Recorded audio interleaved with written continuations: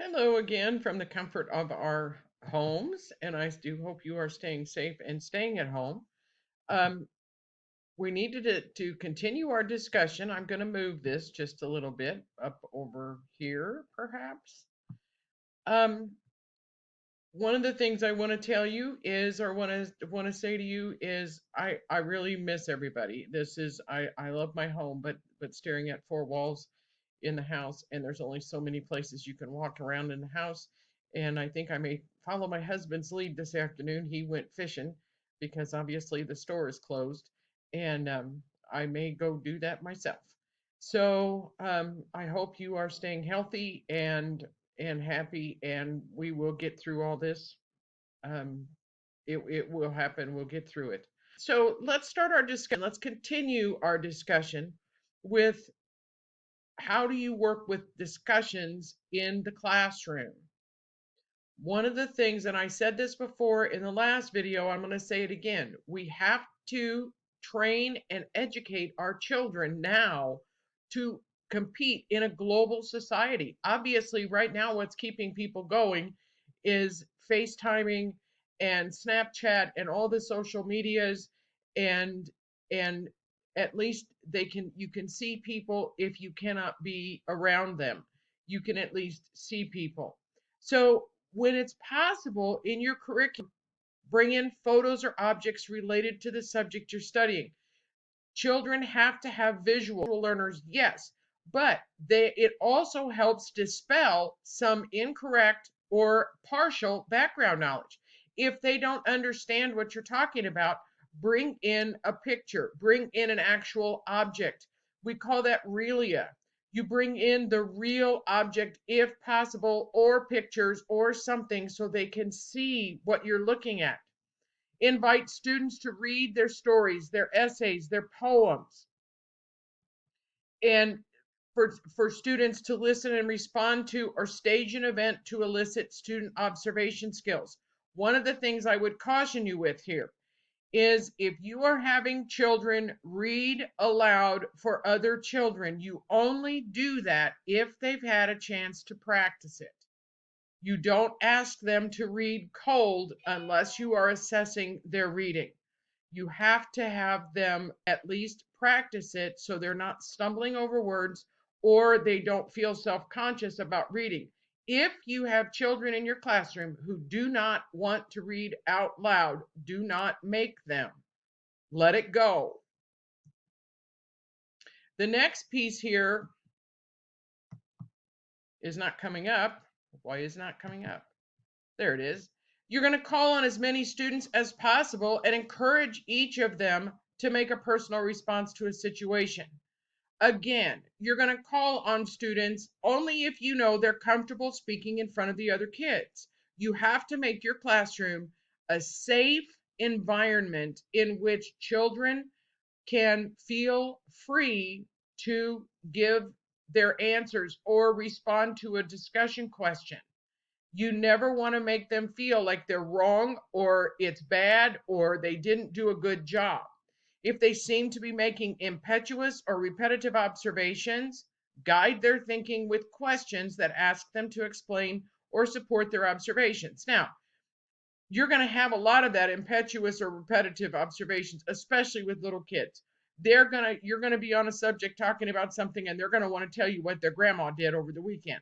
You have to curtail that in such a way that you get them back on the subject. When I was in graduate school, I distinctly remember, and I thought this was brilliant, watching a teacher who was going to read the book Mercer Mayer's A Nightmare in My Closet, and the kids all started talking and she couldn't get their attention back. So what she did was she said, I can tell that a lot of you have stories you want to talk about with nightmares. I want you to turn to each other, turn to a partner, tell them your best nightmare, and then we'll come back and I want to hear a couple of them. I'm going to give you 2 minutes. And she did. They all yap, yap, yap, yap, yap. And then she brought them back together. She listened to a couple of them and then they were ready to go on. They all just had to say something. I thought that was absolutely brilliant. When you're trying to guide their thinking with questions, sometimes, especially at the beginning of your teaching career, you're going to still be on the surface level. And I get that. It takes practice to pull them down where you want them. You need to practice it. You need to work with your kids. You need to know your audience. You're going to show your students that they can observe with all five senses, not just with sight. We have to make our children, to get them to think critically, we have to get them to be observers. We have to get them to notice things. And we have to get them to notice things with multiple senses. Because, as we talked about earlier in the semester, they're not all learning the same way. And some may need to touch and taste and feel and talk about or look at or whatever or do. They need multiple exposures in different ways, and you as the teacher need to provide that for them. The more students use all of their senses to discuss what they observe, the more likely they are to develop accurate, detailed schemata or background for the subject matter they're studying. Remember, when you're talking about schemata, I'm going to go back to the beginning of the semester. We're talking about that file folder system, the imagined file folder system you have in your head. And you have to open the right file folder, so to speak, for your students to be able to input more information and at the same time pull information that they already have. That's the only way they're going to be able to engage in a discussion with you or about a topic. In the classroom discussions, you compare two or more objects, stories, characters, or events by asking children first to articulate ways that they're the same. That's the easy part. How are these pieces the same? How are these two stories the same? How are these two math problems the same? How are these two English things the same? These events in social studies, how are they the same? Then you ask them to tell you how they're different, because when they're looking at differences, they're digging down deeper. Looking at the same is surface level discussion, but when you start talking about differences, now you're talking about higher order thinking. A good graphic organizer to use here, if you're just looking for things that are the same or things that are different, you would use a T chart, and it's just a capital T, and you put underneath the top bar, you would put one subject on one side, one subject on the other, and show how they're the same or how they're different. If you are looking for things that are the same and differences, you're comparing and contrasting, you're going to use a Venn diagram. Venn diagrams are set up to have the traditional ones are two circles. They don't have to be, but they overlap. And in the center, you put the same things. On the outside pieces, you put what is different. When we're looking at classification skills, you're looking to classify things. You introduce a collection of words. You use a set of manipulatives, collection of buttons, toys, macaroni shapes, shells, math manipulatives, something along those lines.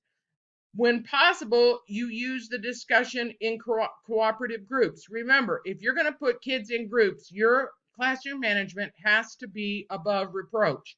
If you don't have them under control when you are only talking about one thing with the whole class and you put them into groups, it's going to be absolute chaos. Then you can ask each group to examine the collection, look for attributes, create a system for classifying.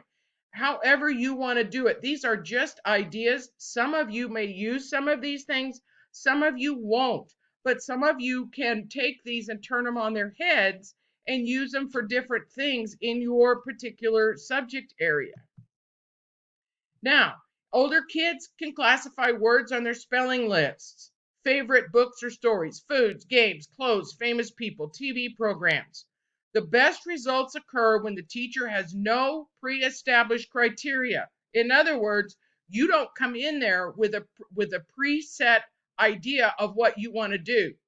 You let the kids classify things. There is no right or wrong here as long as they can justify their answers. There is a there is a vocabulary strategy associated with reading that's called list group label. You list the words, and those of you who will have me for content reading 2 semesters from now, we will do something like that. We list a group of words, just list words from a story or from something. Then we group them. Then we worry about putting a label on them to why we group them in such a manner. Too often, teachers pigeonhole students, so to speak. They give them a group of things or they give them a group of words and tell them, I want you to put these in this category, this category, this category, without allowing the children to come up with their own, to use their thinking skills, to think outside of the box, so to speak. The object of the student's discussion is not to get the most right answers, but to participate in the open-ended process of sharing their observations and making critical judgments that they can defend with evidence. You never let them off the hook. You are always having them justify their answers so you know what they're thinking. We need to be do that more often. We need to work on that more than just text evidence. We need to have students justify why they're getting that answer. How did they get that answer? Even if it's a wrong answer and they tell you, well, this is how I did it, or a math problem, this is how I did it. Well, then you can find the flaws in their thinking, or you can find the ways they're thinking correctly. This is a very difficult thing when we're talking about assumptions. Use advertisements for products your students want to buy as a means of stimulating discussion. Show newspaper ads. Think about the assumptions here. What we're going to do, and then you can discuss the product, compare the students' prior assumptions with the real item. One of the things you can do here is, okay, so the commercial says 4 out of 5 dentists recommend, I'm just going to pull one out, Crest toothpaste. Well, why did 4 out of 5 dentists recommend Crest toothpaste? Is it because Crest toothpaste gave dentists for free those little tubes of toothpaste that if they would say they were the best? Let's think about that. 4 out of 5, that's 80%. Where does 80% fall on your grading scale?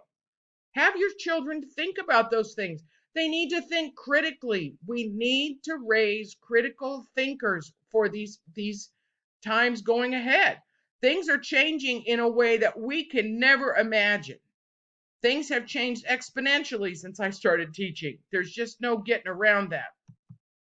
When a subject arises that illustrates the effect of making decisions based on assumptions, take the time to discuss. We have to take the time to discuss. As teachers, we spend way too much time shoveling information to our students and never asking for responses from them. We just keep shoveling in the information. We need to take the time to discuss with our classes. We are going to stop this video right here because I'm running up against the clock here with my time in this way. So we will start again with this particular piece on discussions to enhance creative thinking. Stay safe, wash your hands, stay home, don't hoard the toilet paper. Talk to you later.